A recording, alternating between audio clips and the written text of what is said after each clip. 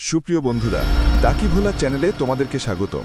আজকে নিয়ে আসছি তোমাদের জন্য অদ্ভুত এক ঘটনা, যার নাম কালো বাড়ির রহস্য। গ্রামের এক কোণে ছিল পুরনো এক ভাঙাচোরা বাড়ি।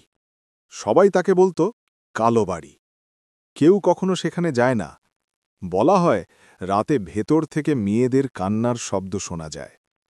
একদিন গ্রামের 4 বন্ধু রনি, তুহিন, সুমা আর লিজা কৌতূহলবশত ঠিক করল কালো বাড়িটা একবার দেখবে।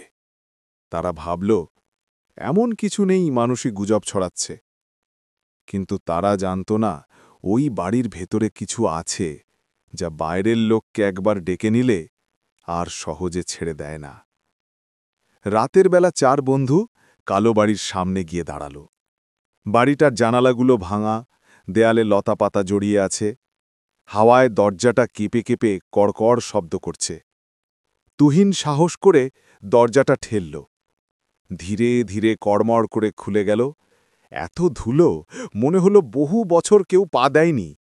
লিজা টর্চ জ্বালাতেই দেখা গেল দেয়ালের ওপর অদ্ভুত সব আঁকিবুকি, যেন কারো নখ দিয়ে আঁচড় কাটা। আর ঘরের কোণায় ভাঙা আয়নার সামনে দাঁড়িয়ে আছে একটা কালো ছায়া।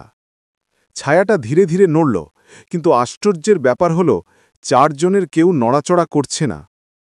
তবুও আয়নার মধ্যে তাদের প্রতিচ্ছবির সঙ্গে ওই ছায়াটা মিশে যেতে লাগল। সুমা কেঁপে কেঁপে বলল, ওটা আমাদের দিকে আসছে। ঠিক তখনই দরজাটা নিজের থেকেই বন্ধ হয়ে গেল। চারদিকে ঘুটঘুটে অন্ধকার, বাতাস ভারী হয়ে উঠল। তারা দরজা খুলতে চেষ্টা করল, কিন্তু দরজা যেন পাথরের মতো শক্ত হয়ে গেছে। হঠাৎ দেয়ালের ফাঁক দিয়ে আস্তে আস্তে ভেসে এলো মেয়েলি কান্নার শব্দ। রনি টর্চ ঘোরাতে ঘোরাতে বলল, এটা আসছে ওপরের তলা থেকে। তারা ভয়ে ভয়ে সিঁড়ি বেয়ে ওপরে উঠল। সিঁড়িগুলো যেন হঠাৎ কেঁপে উঠল, পেছন থেকে কারো পায়ের শব্দ শোনা গেল। তারা ঘুরে তাকাল, কেউ নেই। কিন্তু সিঁড়ির নিচ থেকে দেখা গেল সেই লাল চোখ দুটো আবার তাকিয়ে আছে তাদের দিকে।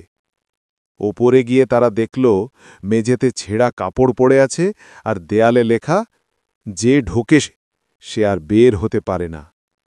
হঠাৎ লিজা চিৎকার করে উঠল, একটি মেয়ের অবয়ব দাঁড়িয়ে আছে জানালার পাশে, লম্বা চুল, মুখ ঢেকে রেখেছে, হাতে ভাঙা পুতুল। মেয়েটি ধীরে ধীরে মাথা তুলল, আর 4 জন স্পষ্ট দেখতে পেল তার রক্তে ভেজা মুখ। সে ফিসফিস করে বলল, তোমরা কেন এলে? আমাকে তো কেউ ছাড়তে চায় না। এখন তোমরাও থাকো আমার সঙ্গে। হঠাৎ চারদিক থেকে দরজাগুলো একে একে বন্ধ হয়ে গেল। বাতাসে শুধু ভেসে এলো পুতুলের কণ্ঠে হাসি। সুপ্রিয় বন্ধুরা, এমন অদ্ভুত আরও ঘটনা শুনতে আমার চ্যানেলটি সাবস্ক্রাইব করুন। পাশে থাকা বেল আইকনটি অন করে রাখুন।